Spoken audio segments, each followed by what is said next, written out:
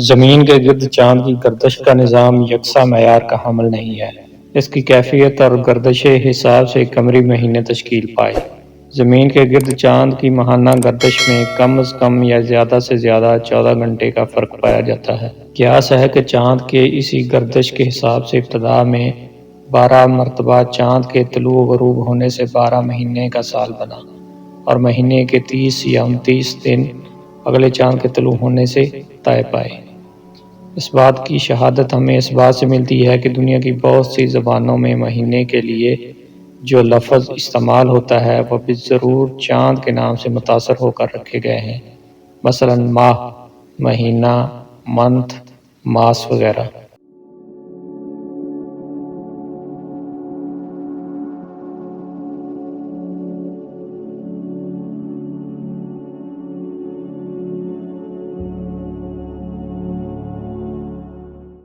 قمری مہینوں میں کمی بیشی کی وجہ سے قمری سال شمسی سال کی معینہ مدت تک نہیں پہنچ پایا، جس کی وجہ سے اس کے موسم میں ہمیشہ تغیر پایا جاتا ہے۔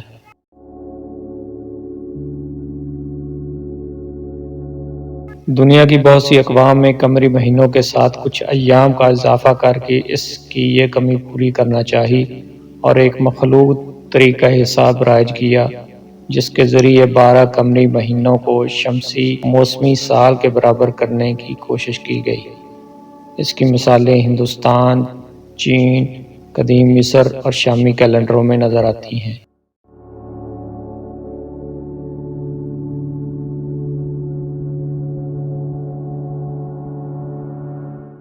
اسی طرح کا تقویمی طریقہ اہل یہود نے بھی رائج کیا، بعد ازاں شمسی اور قمری تقویمیں الگ رائج ہو گئیں۔ اقوام عالم میں اہل یہود کی تقویم یا کیلنڈر ہی کو سب سے قدیم تسلیم کیا جاتا ہے۔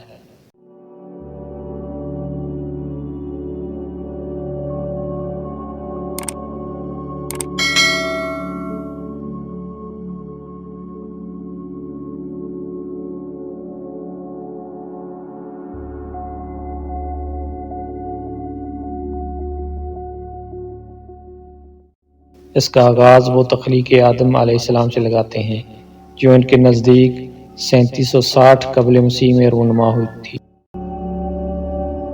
یہودی تقویم کے حساب سے حضرت موسیٰ علیہ السلام اور آدم علیہ السلام کے درمیان تقریباً 2488 سال کا فاصلہ ہے۔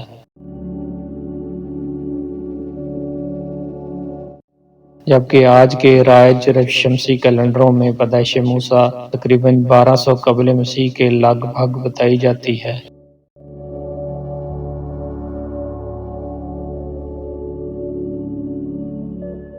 جیسا کہ پہلے بتایا کہ یہودی تقویم قمری اور شمسی کیلنڈروں کے ادغام سے وجود میں آئی۔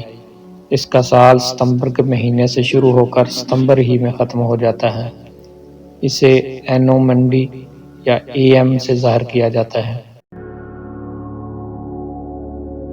عام سال 12 مہینوں میں منقسم ہے۔ ہر مہینے کا آغاز نئے چاند سے ہوتا ہے اور مہینے کے دن بھی دوسری قمری تقویموں کی طرح 30 یا 29 ہی ہوتے ہیں۔ یوں عالم یہود کا سال 354 دنوں پر مبنی ہے۔ اس تقویم کو شمسی تقویم سے ملانے کے لیے اب بھی بعض سالوں میں ایک مہینے کا اضافہ کر دیا جاتا ہے، یا پھر شمسی مہینے فروری کی طرح کسی مہینے میں دنوں کا اضافہ کر دیا جاتا ہے۔ یہودی تہوار بھی بعض شمسی اور بعض قمری تاریخوں کے حساب سے منائے جاتے ہیں۔ یہودی تقویم میں دنوں کی کمی اور اضافے کا اندازہ اس سے لگایا جا سکتا ہے۔ 1982 عیسوی میں شروع ہونے والا سال 19 ستمبر کو اور 1983 عیسوی میں شروع ہونے والا یہودی سال 9 ستمبر کو، جبکہ 1984 میں 28 ستمبر کو، 1985 میں 17 ستمبر کو، جبکہ 1986 عیسوی میں 4 اکتوبر کو شروع ہوا۔ اس طرح ہر سال کی وہ نئی شمسی تاریخ سے شروع کرتے ہیں۔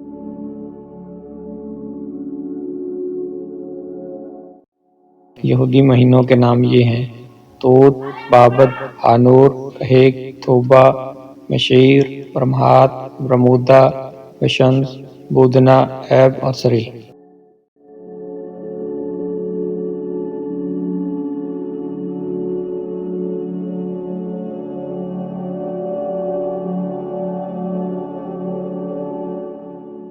دنیا کے دوسرے قدیم کیلنڈروں میں یونانی کیلنڈر دوسرے قدیم ترین کیلنڈر کہلاتا ہے، جس کا اجراء 1 ستمبر 3598 قبل مسیح سے ہوتا ہے۔ دوسرے کئی کیلنڈر اکثر اقوام عالم کے مشہور بادشاہوں کے سن جلوس سے شروع ہوتے ہیں، جن میں کیلنڈر بخت نصر، سن اسکندری، سن ذوالقرنین اور ہندوؤں کا سن بقرمی جیسا کہ ناموں سے ظاہر ہے۔ یہ سنین ان بادشاہوں سے جاری کیے اور اکثر ان کی وفات کے ساتھ ختم ہو گئے، مگر سن بقرمی جو برصغیر پاک و ہند کا شمسی کیلنڈر ہے آج بھی جاری ہے۔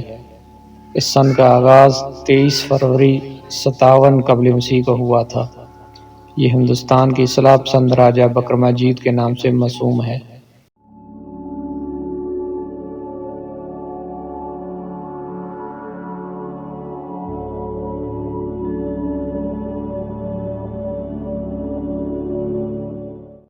اس کے مہینے بھی دوسرے شمسی کیلنڈرز کی طرح 12 ہیں۔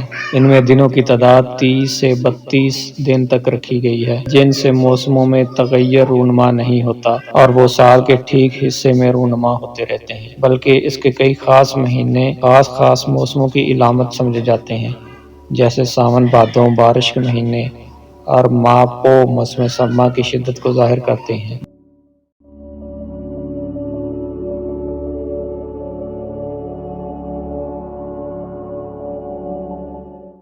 بقرمی کیلنڈر کے مہینوں کے نام یہ ہیں: چیت، بیساکھ، جیٹھ، ہاڑ، ساون، بھادو، وج، کارتک، مگر، پو، ماگھ اور پھاگن۔